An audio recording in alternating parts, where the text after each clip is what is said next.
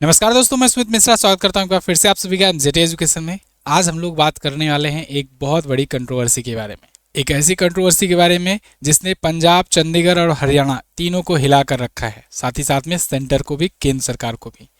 आज की वीडियो में पूरा चर्चा करेंगे चंडीगढ़ को लेकर के ये विवाद क्या है, चंडीगढ़ बिल क्या है और क्यों इसको लेकर के पंजाब सरकार और पंजाब में जितनी भी पार्टियां हैं, जो क्षेत्रीय पार्टियां हैं, जो बड़ी पार्टियां हैं, ये सब केंद्र सरकार का खुल करके विरोध कर रहे हैं और इसके खिलाफ भयंकर प्रदर्शन की बात कर रही हैं। हो सकता है आने वाले दिनों में आपको प्रदर्शन भी देखने को मिल जाए ये चंडीगढ़ बिल की वजह से।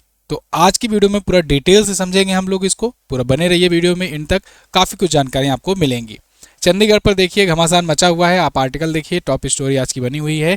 चंडीगढ़, नेहरू का प्लांट सिटी बनाने का ये सपना कैसे हुआ था साकार, सड़क से संसद तक विरोध की धमकी क्यों दे रहे हैं नेता, खींचतान घमासान, गरमाई पंजाब की सियासत। आप देखोगे ना, कंट्रोवर्सी काफ़ी ज़्यादा होने वाली है और हो रही है। तो ये चंडीगढ़ बिल एक्चुअल में 131वां संविधान संशोधन है। 131वां संविधान संशोधन के तहत चंडीगढ़ को राष्ट्रपति के अंडर में, या कहें एक प्रकार से केंद्र सरकार के कंट्रोल में लाने की बात की जा रही है। कहा जा रहा है कि चंडीगढ़ को 240 अनुच्छेद 240 के अंतर्गत लाया जाएगा और अगर ऐसा होता है फिर चंडीगढ़ पर कोई गवर्नर नियुक्त किया जा सकता है। अब ये बिल संसद में आता इससे पहले ही इसके ड्राफ्ट पर ही बवाल हो गया। अभी जब केंद्र सरकार ने विंटर सेशन में लाने वाले जो ड्राफ्ट थे उनका ब्यौरा जब प्रस्तुत किया कि ये ड्राफ्ट है, ये बिल आएंगे इसमें, उस ड्राफ्ट में जब पता चला सबको कि ये बिल आ रहा है चंडीगढ़ को लेकर के, अनुच्छेद 240 में लाने की बात की जा रही है, तो घमासान मच गया। चाहे वो आम आदमी पार्टी हो, चाहे पंजाब में अकाली दल हो, चाहे कांग्रेस पार्टी हो, सब ने केंद्र का विरोध करना शुरू कर दिया और कहा, धमकियां भी दी कि अगर माने नहीं तो ये विरोध प्रदर्शन बहुत बड़ा होगा। सब लोग मिल करके सरकार के खिलाफ करेंगे और सरकार गिराने की भी धमकियां देने लगे। इसी बीच हरियाणा ये सब मामलों को देखते हुए बिल्कुल शांत बैठा था, चुपचाप देख रहा था।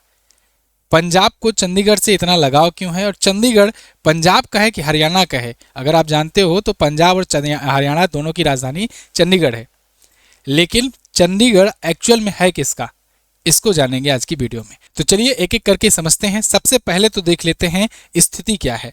आप देखोगे ये रहा अपना प्यारा भारत, यहाँ पर एक राज्य है पंजाब, बगल में ही एक राज्य है हरियाणा। हरियाणा और पंजाब कभी एक हुआ करते थे। हरियाणा और पंजाब के बीच में ही यही छोटा सा है चंडीगढ़। वैसे कहने को तो चंडीगढ़ खुद में अपने आप में एक यूनियन टेरिटरी है, लेकिन ये पंजाब और हरियाणा दोनों की राजधानी भी है। अब चंडीगढ़ के केंद्र शासित प्रदेश होने की वजह से यहाँ पर उपराज्यपाल नियुक्त किए जाने चाहिए, लेकिन चंडीगढ़ चूंकि इन दोनों की राजधानी भी है, डिस्प्यूटेड भी है, तो यहाँ पर एक नया टर्म लाया गया कि चलो प्रशासक नियुक्त कर देंगे, एडमिनिस्ट्रेटर नियुक्त कर देंगे। आप अन्य जो केंद्र शासित प्रदेश हैं वहाँ पर देखते होंगे उपराज्यपाल नियुक्त किए जाते हैं, लेकिन चंडीगढ़ हुआ, दादरा नगर एवं दमन दीव हुआ, इसके अलावा ये लक्षद्वीप हुआ, यहाँ पर प्रशासक नियुक्त किए जाते हैं, एडमिनिस्ट्रेटर नियुक्त किए जाते हैं। लेकिन एडमिनिस्ट्रेटर की जिम्मेदारी अमूमन जो राज्यपाल रहते हैं और पंजाब के, उन्हीं को दे दी जाती है। खैर, अगर आप चंडीगढ़ की लोकेशन देखोगे तो हिमाचल प्रदेश, हरियाणा और पंजाब के बीच में पड़ता है चंडीगढ़। यही वजह रहा कि सब चाहते हैं कि चंडीगढ़ हमारे पास आ जाए, हमारे में आ जाए। लेकिन अब तक के इतिहास में, जब से 1966 से 1966 में पंजाब और हरियाणा का बंटवारा हुआ था, दोनों अलग हुए थे 1 नवंबर को, तो तब से पंजाब ज़्यादा इस पर आधिपत्य, या कहें ज़्यादा इस पर अपना कंट्रोल रखता है। तो पंजाब नहीं चाहता है कि चंडीगढ़ केंद्र के हाथ में जाए, केंद्र के पाले में जाए, या फिर हरियाणा के पाले में जाए। हरियाणा भी नहीं चाहता है कि ये चंडीगढ़ पूरी तरीके से पंजाब के पाले में जाए, भाई दोनों की राजधानी है। खैर, अब जब अनुच्छेद 240 के अंदर इसको ला दिया जाएगा तो इससे होगा क्या कि केंद्र सरकार को, या कहें राष्ट्रपति को, इस केंद्र शासित प्रदेश को कंट्रोल करने में ज़्यादा शक्तियाँ मिल जाएंगी। वो वहाँ पर उपराज्यपाल नियुक्त कर सकता है। कोई अगर सेपरेट उपराज्यपाल नियुक्त हो गया तो समझो वो सेंटर के कंट्रोल से ही पूरा चलेगा। ऐसे में दिक्कत होगी पंजाब को, तो यही चीज नहीं चाहता है पंजाब। अनुच्छेद 240 यही कहता है कि राष्ट्रपति को कुछ संघ शासित प्रदेशों के लिए नियम कानून बनाने की शक्ति है, जहां पूर्ण विधानसभा नहीं होती है वहां पर। चंडीगढ़ को इसमें अगर डाला जाता है तो राष्ट्रपति हुआ, केंद्र सरकार का सीधा प्रशासन हुआ, कानून व्यवस्था शासन हुआ, इस पर बाध्यकारी नियम राष्ट्रपति बनाएगा। राष्ट्रपति बनाएगा, इसका मतलब राष्ट्रपति का आप जानते हो एक अभिभावक मात्र होता है, केवल गार्जियन होता है, काम तो पूरा पूरा करता है केंद्र सरकार, या कहें कि जो कार्यपालिका होती है वो उसके अंतर्गत होती है। तो इसीलिए इसका मतलब सेंटर के कंट्रोल में आ जाएगा। अब इस पर केंद्र सरकार का क्या कहना है? केंद्र सरकार का कहना है कि अगर मान लो यहाँ पर अनुच्छेद 240 के दायरे में ला लिया जाएगा तो चंडीगढ़ पर कानून बनाना थोड़ा आसान हो जाएगा और चंडीगढ़ में कानून बनाने की प्रक्रिया सरल हो जाएगी, चंडीगढ़ को अच्छे से प्रशासन किया जा सकेगा। तो भगवंत मान कह रहे हैं अच्छे से प्रशासन का क्या मतलब? हम लोग हैं तो प्रशासन अच्छे से नहीं चल रहा है क्या? हम लोग बिल्कुल नहीं जाने देंगे, वो अभिन्न हिस्सा है, पंजाब का हिस्सा है। अब देखो हुआ कहाँ था शुरुआत हुई थी जब अलग हुआ था 1966 में, तब से। क्योंकि जब 1966 में जब बंटवारा हुआ था पंजाब का और हरियाणा का, तो उस समय ये कहा गया था कि अभी चलो टेम्पोररी दोनों की राजधानी मान लेते हैं। उसके बाद कुछ समय के बाद देख लिया जाएगा, हरियाणा में कोई और जगह मिलेगी वहाँ राजधानी बना दिया जाएगा। या फिर अगर मान लो कि चंडीगढ़ वाले पंजाब में ना आकर के हरियाणा में जाना चाहते हैं तो पंजाब में कोई देख लिया जाएगा, वहाँ राजधानी बना दी जाएगी। और ये होता रहा है, कोई नई बात नहीं है, बाद में भी हुआ है इसके। जैसे आप देखो आंध्र प्रदेश से तेलंगाना अलग हुआ 2 जून 2014 को, तो उसके बाद 2 जून से 2014 से लेकर 2 जून 2024 तक 10 सालों के लिए हैदराबाद को राजधानी बनाई गई थी, दोनों की, आंध्र प्रदेश की भी राजधानी थी, तेलंगाना की भी।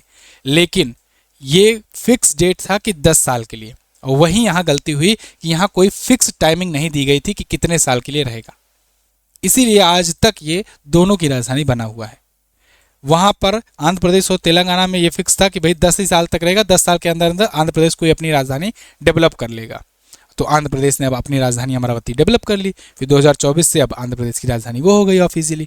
तब तक उससे पहले दोनों थी ऐसे, लेकिन यहाँ नहीं किया गया था। यहाँ यही दिक्कत हुई और आज तक ये अस्थायी व्यवस्था बनी रही। और यही पंजाब का कहना है कि पंजाब के अंतर्गत आता है चंडीगढ़, पंजाब की राजधानी है और हम इसको केंद्र के दायरे में तो बिल्कुल नहीं आने दे सकते हैं।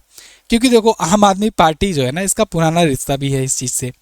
ये दिल्ली में 3 बार गवर्नमेंट बनाई और इसने झेला है अच्छे से कि दिल्ली जो है, आप जानते हो दिल्ली की जो पुलिस है, रक्षा व्यवस्था है, सिक्योरिटी सिस्टम है, वो केंद्र के हाथ में होती है, गृह मंत्रालय के तहत होती है। तो केंद्र सरकार जब वहाँ पर दिल्ली में गवर्नमेंट में थी आम आदमी पार्टी, तो बार बार इसी चीज़ को लेकर के आरोप प्रत्यारोप कर रही थी कि दिल्ली पुलिस मुझे दे दो तो मैं ये कर दूंगा, दिल्ली पुलिस मेरे अंदर नहीं है, मेरे अंदर ये नहीं है, मेरे अंदर वो नहीं है, बार बार ये आरोप लगाया करती थी।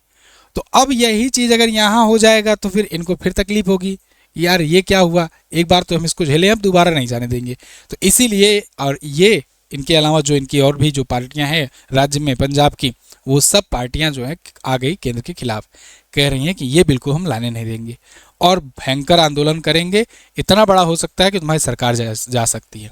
ये सब देखते हुए केंद्र सरकार पीछे हट गई, बैकफुट पर आ गई। केंद्र सरकार ने अभी ये बताया है, अब डिसीजन लिया है कि ये जो ड्राफ्ट में ये जो सिस्टम था कि हम लाएंगे इसको 240 के अंतर्गत, ये फिलहाल के लिए अभी नहीं ला रहे हैं। मतलब कि इस वाले विंटर सेशन में ये अब नहीं आ रहा है। तो ताज़ा अपडेट यही है कि अभी के लिए नहीं आ रहा है। इन सब चीज़ों के बीच हरियाणा बिल्कुल शांत बैठा है। उसके 2 कारण हैं। एक तो हरियाणा में बीजेपी की ही गवर्नमेंट है, तो फिर वो बोलेंगे कैसे, वही तो सेंटर में करा रहे हैं इसको।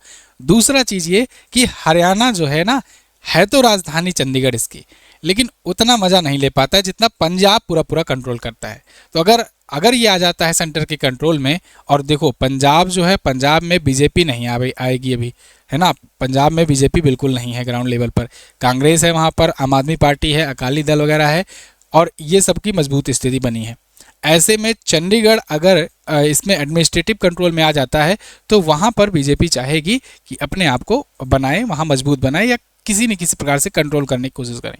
अगर ये सब चीज़ें समझना चाहते हो ना, तो अभी रिसेंटली मैंने आपको एक वीडियो दी है कि कैसे भारत की कार्यप्रणाली काम करती है और कैसे राज्य जो है सेंटर पर आरोप लगाते रहे हैं कि भाई वो अपना गवर्नर नियुक्त करके परेशान करते हैं।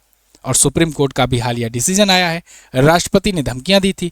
इस पर मैंने बहुत ही अच्छे से बेहतरीन आपको वीडियो बना करके समझाई थी कि ये बंटवारा होता क्या है, इसमें राजनीतिकरण कैसे हो जाता है और क्यों सेंटर और स्टेट के बीच में विवाद बना रहता है। तो ये देखने के लिए ये वीडियो जरूर देखिएगा। ये कार्ड बनकर आ रहा होगा या फिर ये थंबनेल जो आपको शो हो रहा है, इसको जाकर चैनल पर देखिए। अभी कल ही परसों में मैंने अपलोड की थी। बहुत ही खूबसूरत वीडियो है, बहुत आपको अच्छे से समझ में आएगा कि कैसे चलती हैं सरकारें। खैर, अब हरियाणा का तो मज़ा ही होगा, इसीलिए हरियाणा शांत है, लेकिन पंजाब जो है ये सजा दे सकता है। इसी बात को लेकर के ताज़ा अपडेट ये है कि ये बिल फिलहाल के लिए विंटर सेशन में नहीं आ रहा है। अगर आता है तो फिर बवाल मच जाएगा। इस पर आपकी क्या राय है, आप लोग कमेंट करके ज़रूर बताइएगा। आप में से जो कोई भी पंजाब, हरियाणा या हिमाचल प्रदेश क्षेत्र से हैं, कमेंट करके थोड़ा सा और डिटेल में हमें समझाने का प्रयास कीजिए कि एक्चुअल वहाँ ग्राउंड लेवल पर स्थिति क्या है। Thank you so much. और हाँ, आप जाते जाते MJT ऐप डाउनलोड कर सकते हो। अगर आप किसी भी एग्जाम की तैयारी कर रहे हो तो आपको यहाँ पर बहुत सारी स्टडी मटेरियल्स मिल जाएंगे। हमारी ई बुक्स भी आती हैं जो आपको मंथली, 6 मंथ की, 3 मंथ की, ये सब मिल जाएंगे। इसके अलावा स्टैटिक जीके, साइंस वगैरह की ई बुक मिल जाएंगी। और हमारे वीडियो कोर्सेज के माध्यम से आप स्टैटिक जीके और करंट अफेयर तैयार कर सकते हो। Thank you so much. मिलेंगे अगली वीडियो में, अगली क्लास में। तब तक के लिए नमस्कार, जय हिंद, वंदे मातरम।